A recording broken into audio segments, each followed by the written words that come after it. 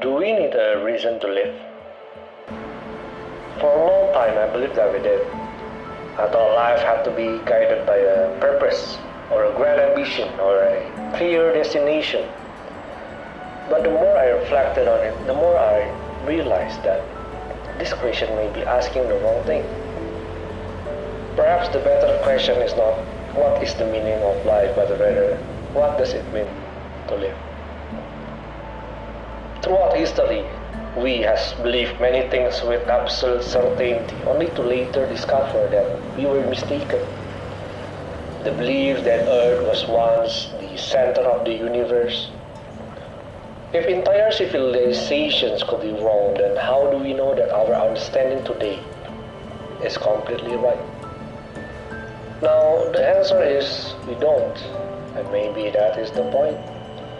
We are human beings with limited knowledge, living in a world that constantly reveals new truth. Waiting for absolute certainty before living means we may never truly begin. Now, I did my research on authenticity and I discovered something that could change my perspective.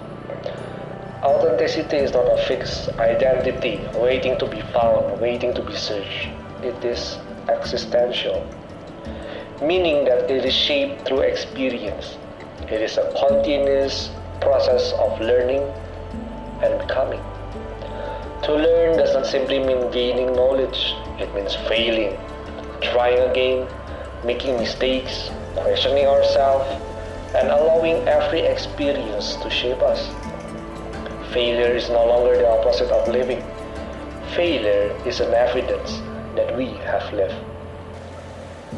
Every disappointment, every conversation, every risk, and every mistake leaves a mark on who we became. Our imperfections are not obstacles to authenticity. They are part of it. Now, this has also changed the way I think about purpose. Maybe we don't need a reason before we begin living. Maybe purpose is something that grows because we live. Life is not defined only by extraordinary moments. We often wait for graduation, success, love, or achievement, as if those are the moments that truly matter. But most of our lives are made of ordinary things. Making breakfast, doing laundry, cleaning our room, walking outside, talking with friends, or sitting quietly by ourselves. The ordinary is not separate from life. The ordinary is life. To live also means accepting that life is not always comfortable. There will always be loneliness, disappointment, anxiety, grief, and uncertainty. Living does not mean escaping these emotions. It means making peace with them. We cannot always control what appears in our minds, but we can choose how we respond. We can observe our thoughts instead of allowing them to completely define us. That is why solitude is important. Solitude is not simply being alone. It is the practice of becoming comfortable with ourselves. It is where we stop performing for others and begin listening honestly to who we are. It is where we learn, reflect, heal, and continue becoming.